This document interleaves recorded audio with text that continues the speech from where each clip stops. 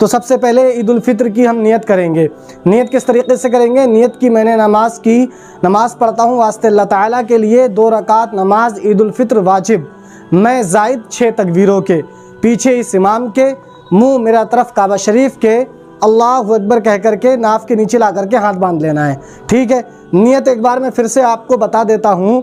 नियत की मैंने नमाज पढ़ता हूँ वास्ते अल्लाह ताला के लिए 2 रकात नमाज ईद उल फित्र वाजिब, मैं ज़ायद 6 तकबीरों के, पीछे इस इमाम के, मुँह मेरा तरफ काबा शरीफ के, अल्लाहु अकबर कह करके हाँ नियत बांध लेनी है। ठीक है। फिर आपको सना पढ़नी है, सुबहानक अल्लाहुम्मा व बिहम्दिका व तबारक अस्मुका व तआला जद्दुका व ला इलाहा गैरुक।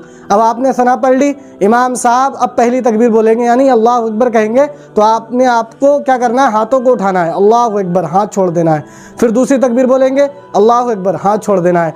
तीसरी तकबीर बोलेंगे अल्लाहु अकबर कह करके हाथ बांध लेना है।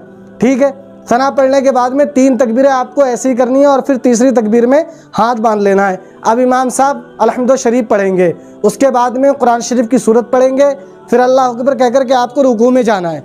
फिर जैसे हम नमाज़ पढ़ते हैं, सुजूद सजदा करते हैं, फिर दूसरी रकअत के लिए खड़े हो जाना है।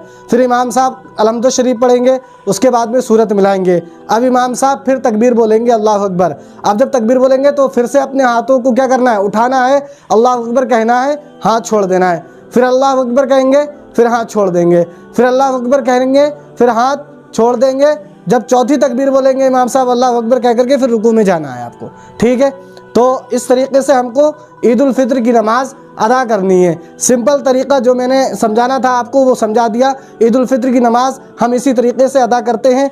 3 तकबीरें क़िरात से पहले और 3 तकबीरें क़िरात के बाद, ये ईद उल फित्र की नमाज आपको इस तरीके से अदा करनी है। दोस्तों हमारी वीडियो कैसी लगी हमें कमेंट बॉक्स में ज़रूर बताएं। मैं हूं आपका दोस्त आलम तहसीनी, आप देख रहे हैं मदरसा नेटवर्क।